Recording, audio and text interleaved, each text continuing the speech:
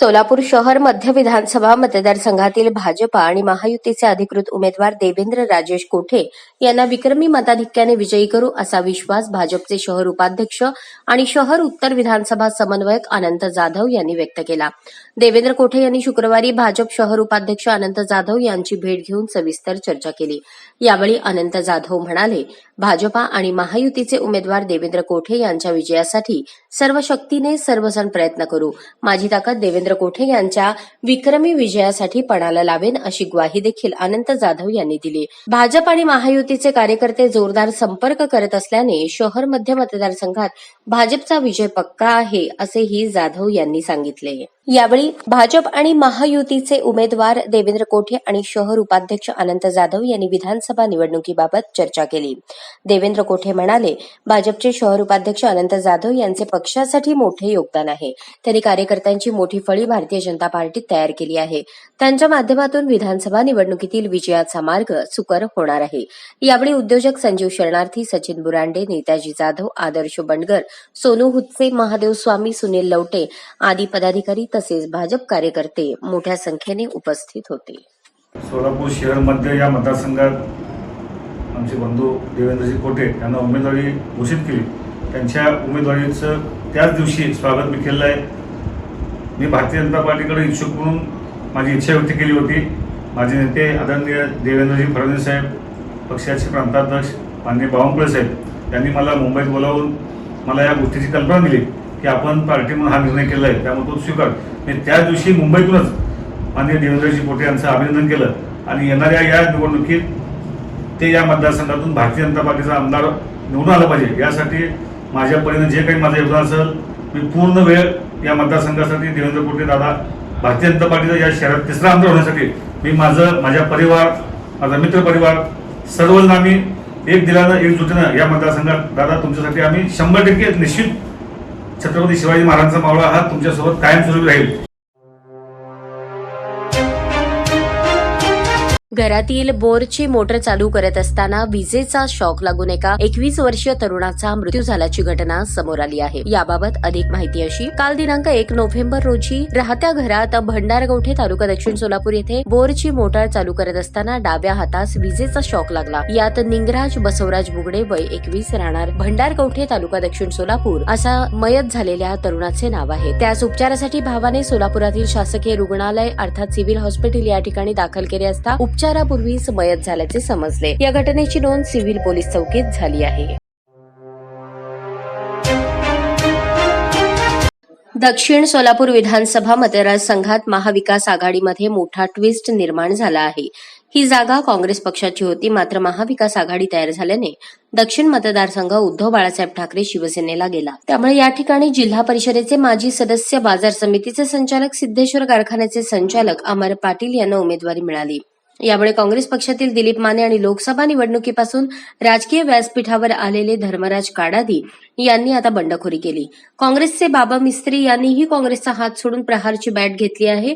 त्यामुळे महाविकास आघाडीची डोकेदुखी वाढली। अमर पाटील यांनी मागील अनेक दिवसांपासून दक्षिणमध्ये जोरदार मोर्चे बांधणी केली आहे। दक्षिणमधील सर्वच गावांमध्ये दौरे करत नागरिकांशी संपर्क साधला। विधानसभेसाठी आपली मोट त्यांनी घट्ट बांधल्याचे पाहायला मिळाले।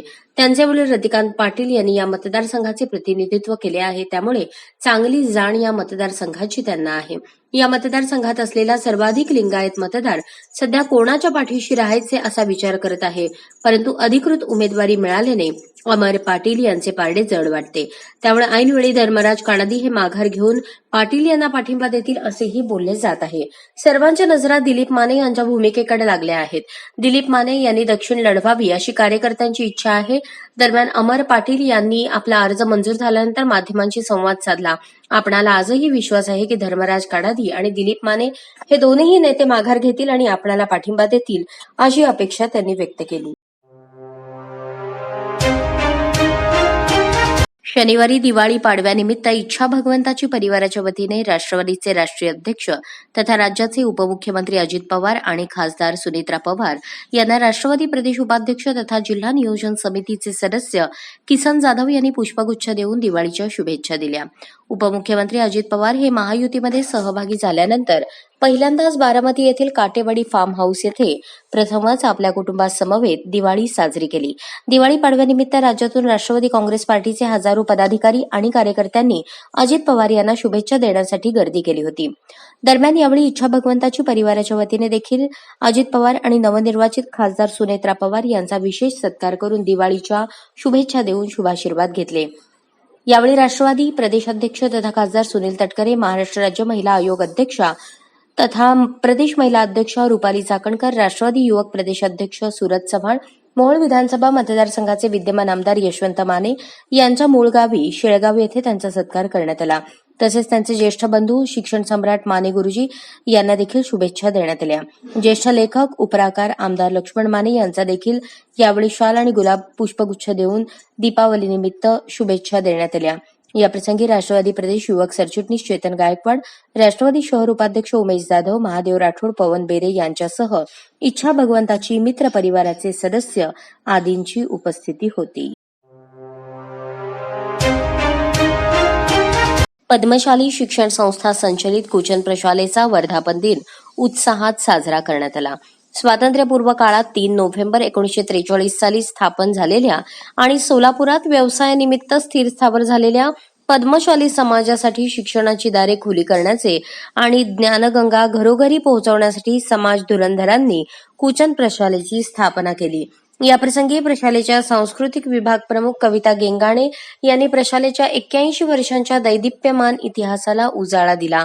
तसेच प्राचार्य युवराज मेटे यांनी कुचन प्रशालेच्या स्थापनेचा उद्देश आणि शैक्षणिक प्रगतीचा लेखाजोखा मांडला. कुचन प्रशालेच्या वर्धापन दिनाचे औचित्य साधून पद्मशाली शिक्षण संस्थेचे अध्यक्ष अॅडव्होकेट श्रीनिवास क्यातम, उपाध्यक्ष प्राध्यापक श्रीनिवास कोंडी, सचिव दशरथ गोप, सहसचिव मल्लिकार्जुन सरगम, खजिनदार गोवर्धन कमटम, शालेय समिती अध्यक्ष विजयकुमार गुल्हापल्ली यांनी शुभेच्छा दिल्या. याप्रसंगी उपप्राचार्य अनिल निंबाळकर, उपमुख्याध्यापक मधुकर धर्मसाले, पर्यवेक्षक दत्तात्रय मेरगू, प्रणिता सामल, मल्लिकार्जुन जोकारे, सर्व शिक्षक व शिक्षकेतर कर्मचारी उपस्थित होते. सोलापूर महानगरपालिकेच्या वतीने गुरुवर्य हरिभक्त परायण लक्ष्मण धोत्रे महाराज यांच्या जयंती दिनानिमित्त तर्टीनाका पोलीस चौकीजवळ गुरुवर्य हरिभक्त परायण लक्ष्मण महाराज धोत्रे यांच्या पुतळ्यास सोलापूर महानगरपालिकेचे उपायुक्त आशिष लोकरे यांच्या हस्ते पुष्पहार अर्पण करून अभिवादन करण्यात आले. याप्रसंगी विभागीय अधिकारी अविनाश अंथरोळीकर, जनसंपर्क अधिकारी श्री गणेश बिराजदार, श्याम कन्ना आदी मान्यवर उपस्थित होते. प्रकाशाचा उत्सव असणाऱ्या आनंदमय, सुखमय आणि चैतन्यमय अशा दीपावलीची सध्या सर्वत्र मोठी धामधूम सुरू असून प्रकाशाच्या तेजोमय अशा या पर्वात प्रत्येक जण जणू स्वतःला विसरून गेला आहे. आनंदाची वेगळी अशी अनुभूती या निमित्त प्रत्येक जण घेत आहे. यंदाच्या वर्षी सोमवार दिनांक 28 ऑक्टोबर पासून अत्यंत उत्साहात वसुबारसेनं दीपावलीच्या मंगल पर्वास सुरुवात झाली. मंगळवारी धनत्रयोदशीचा दिवस होता तर गुरुवारी नरक चतुर्दशी होती. शुक्रवारी 1 नोव्हेंबर रोजी दीपावलीतील महत्वाचा दिवस तो म्हणजे लक्ष्मीपूजनाचा. लक्ष्मीपूजनाची सर्वांनाच उत्सुकता लागून राहिलेली असते. दरम्यान शुक्रवारी दुपारपासूनच सर्वत्र लक्ष्मीपूजनाची लगबग सुरू झाली होती. घराघरातून त्याचबरोबर व्यापार, उद्योग, व्यवसाय आदी ठिकाणी उत्साहात लक्ष्मीपूजनाची जय्यत तयारी करण्यात आली. प्रमुख बाजारपेठेत लक्ष्मीपूजनाच्या साहित्य खरेदीसाठी मोठी गर्दी होती. पूजनासाठी दिलेल्या शुभ मुहूर्तावर सायंकाळी सर्वत्र मोठ्या उत्साहात लक्ष्मी कुबेर पूजन करण्यात आले. सायंकाळी 6 ते 8 वाजून 30 मिनिटांपर्यंत तसेच रात्री 9 वाजून 10 मिनिट ते रात्री 10 वाजून 45 मिनिटांपर्यंत असा लक्ष्मी पूजनाचा शुभ मुहूर्त होता. या वेळेत मंगलमय वातावरणात लक्ष्मी मातेसह श्री कुबेर आणि श्री गणेश पूजन करण्यात आले. यावेळी धने, गूळ, साडीच्या लाह्या, बत्तासे आदी गोष्टी लक्ष्मीला वाहण्यात येऊन घरोघरी तसेच व्यापार, व्यवसाय, उद्योगांच्या ठिकाणी सहकुटुंब, सहपरिवार ही पूजा करण्यात आली.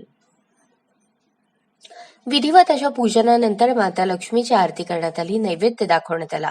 लक्ष्मीची आपल्यावर सदैव कृपादृष्टी राहावी, आपल्या घराबरोबरच व्यापार, व्यवसाय आणि उद्योगाच्या ठिकाणी लक्ष्मीचा सदैव वास राहावा, दारिद्र्य अवधसा दूर होऊन भरभराट व्हावी, लक्ष्मी आपल्या घरात स्थिर राहावी, याचबरोबर घरात सुख, शांती, समाधान, समृद्धी, ऐश्वर्य राहावं, धनधान्य वृद्धी व्हावी यासाठी लक्ष्मीचरणी मनोभावे प्रार्थना करून साकडे घालण्यात आले.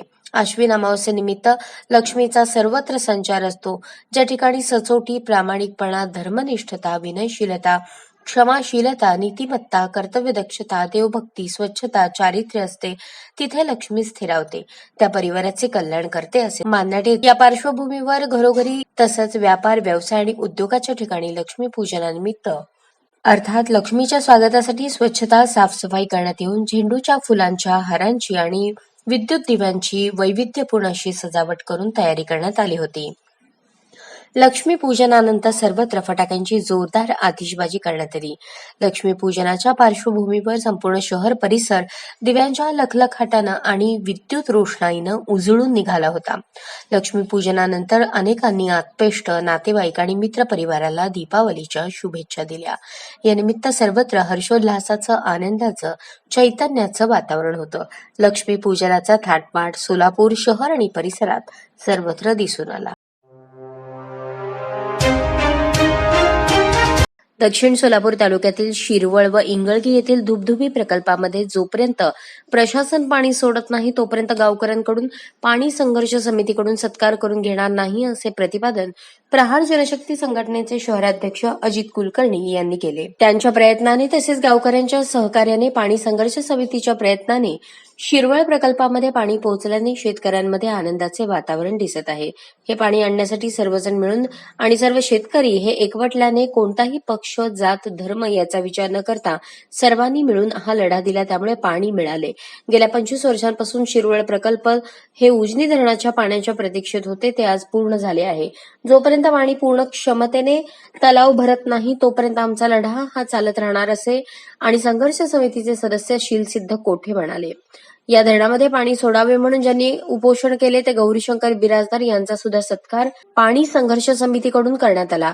यावेळी प्रहार संघटनेचे खलील मणियार, मोहसिन तांबोळी, इंगळगीचे माजी सरपंच अकबर शेख, शीलसिद्ध कोठे, इंगळगीचे सरपंच विनोद बनसोडे, उपसरपंच प्रतिनिधी प्रधान गुरव, रेवणय्या स्वामी यांच्यासह अनेक शेतकरी व गावकरी उपस्थित होते. धुबधुबी प्रकल्पामध्ये पाणी येण्यासाठी आम्ही 28 वर्ष संघर्ष करत होतो. तो आपण यशस्वी झालेला आहे आणि पूर्णपणे हे धरण जोपर्यंत भरत नाही तोपर्यंत आम्ही शांत बसणार नाही. कारण सामान्य खालच्या शेतकऱ्यांना सुद्धा, आमच्या गावच्या खालच्या शेतकऱ्यांना सुद्धा करंजगी, 15 ह्यांना सुद्धा तलाव आहे, त्यांना सुद्धा थोडं पाणी मिळालं पाहिजे, त्या दृष्टिकोनातून आपण प्रयत्न करत आहोत. राष्ट्रवादी दक्षिण विधानसभा कार्याध्यक्षपदी प्रदीप भैया बालशंकर यांची निवड झाली. प्रदीप दशरथ बाळशंकर राहणार चंद्रकला नगर, प्रभाग क्रमांक 25, मजरेवाडी, दक्षिण सोलापूर हे राष्ट्रवादी काँग्रेस पार्टी अजित पवार गटात सक्रिय कार्यकर्ते म्हणून काम करतात. तसेच त्यांच्यावर प्रभाग क्रमांक 25 येथील प्रभाग अध्यक्षपदाची जबाबदारी असून त्यांना राष्ट्रवादी काँग्रेस पार्टीचे जिल्हाध्यक्ष संतोष पवार, शहर जिल्हा कार्याध्यक्ष जुबेर बागवान, अल्पसंख्याक अध्यक्ष अमीर शेख यांनी मागील 4 वर्षांपासून त्यांच्यावर जो प्रभाग अध्यक्षपदाची जबाबदारी दिली होती. प्रदीप बाळशंकर यांचे कामाची दखल अजित पवार गटाच्या वतीने घेत त्यांना आता प्रभाग अध्यक्षपदापासून कार्यमुक्त करत त्यांना राष्ट्रवादी काँग्रेस पार्टीची एक मोठी जबाबदारी देण्यात आली आहे. ती म्हणजे त्यांना राष्ट्रवादी काँग्रेस पार्टी अजित पवार गट यांच्या वतीने दक्षिण विधानसभा मतदारसंघाच्या कार्याध्यक्षपदाची जबाबदारी देण्यात आली आहे. दरम्यान या निवडीमुळे प्रदीप सारख्या एका छोट्या कार्यकर्त्याला अजित पवार यांनी एक मोठं बळ देण्याचं काम केलं आहे. महाराष्ट्राच्या विधानसभा निवडणुकीसाठी सोमवारी चित्र स्पष्ट होईल. यंदा महाविकास आघाडी विरुद्ध महायुती अशी लढत पाहायला मिळत आहे. बऱ्याच ठिकाणी सर्वच पक्षांमधून बंडखोरी झाल्याचे पाहायला मिळते. उमेदवारांच्या प्रचारार्थ राजकीय नेत्यांच्या तोफाही धडाडणार आहेत. सोलापुरात शिवसेना पक्षप्रमुख उद्धव ठाकरे यांच्यासह महाराष्ट्र नवनिर्माण सेनेचे अध्यक्ष राज ठाकरे हे दोन्ही नेते आपल्या उमेदवाराच्या प्रचारार्थ सोलापुरात एकाच दिवशी येणार आहेत. उद्धव बाळासाहेब ठाकरे शिवसेनेचे दक्षिण सोलापूर विधानसभा मतदारसंघात अमर पाटील, सांगोला मतदारसंघात दीपक साळुंखे पाटील, बार्शी मतदारसंघात दिलीप सोपल यांना उमेदवारी दिली आहे. महाराष्ट्र नवनिर्माण सेनेने दक्षिण सोलापूर विधानसभा मतदारसंघात महादेव कोगनोरे, उत्तर विधानसभा मतदारसंघात प्रशांत इंगळे, शहर मध्य पंढरपूर या ठिकाणी आपले उमेदवार दिले आहेत. विधानसभा निवडणुकीसाठी उमेदवारी अर्ज मागे घेण्याचा सोमवारी शेवटचा दिवस आहे. त्या पार्श्वभूमीवर दक्षिण सोलापूर विधानसभा मतदारसंघातील सर्व अपक्ष उमेदवारांनी एकत्रित येऊन बैठक घेतली. दक्षिण परिवर्तन विकास आघाडीचे निमंत्रक युवराज राठोड यांच्या प्रयत्नांना यश आले असून सर्वानुमते एकच उमेदवार ठरला आहे. या बैठकीला अपक्ष उमेदवार तौफिक शेख, अण्णप्पा सतुबर, श्रीशैल हत्तुरे, बसवराज बगले, दादाराव कोरे, उमेश गायकवाड, सचिन सोनटक्के, शेखर बंगाळे, मीनाक्षी टेळे, सिद्धराम चोपडे, बाळूमामा वणकर यांची उपस्थिती होती. या बैठकीमध्ये दक्षिण सोलापूर विधानसभा मतदारसंघामध्ये अपक्ष उमेदवारांपैकी बहुतांश उमेदवार हे ओबीसी आणि बहुजन घटकातून येतात. आज दक्षिण सोलापूरमध्ये सुमारे 70% ओबीसी बहुजन समाज आहे. याच ओबीसी आणि बहुजन समाजासाठी कायम प्रयत्नशील राहणारा आणि त्यांच्या हक्काच्या न्यायाची दखल घेणाऱ्या नेतृत्वाची गरज असल्याचा सूर पुढे आला आहे. असे ठरवण्यात आले आहे की दक्षिण सोलापूर परिवर्तन आघाडीचा एकच असा उमेदवार ठेवण्याचे ठरले. त्याच्या पाठीशी सर्व पक्ष उमेदवार उभारणार आहेत. जे माघार घेणार आहेत त्यांनी युवराज राठोड यांच्याकडे आपले माघार अर्ज द्यायचे. ते सर्व अर्ज सोमवारी निवडणूक निर्णय अधिकाऱ्यांकडे एकत्रित जाऊन जमा करण्यात येणार आहेत. आता तो एकमेव उमेदवार कोण हे मात्र गुलदस्त्यात ठेवण्यात आले आहे.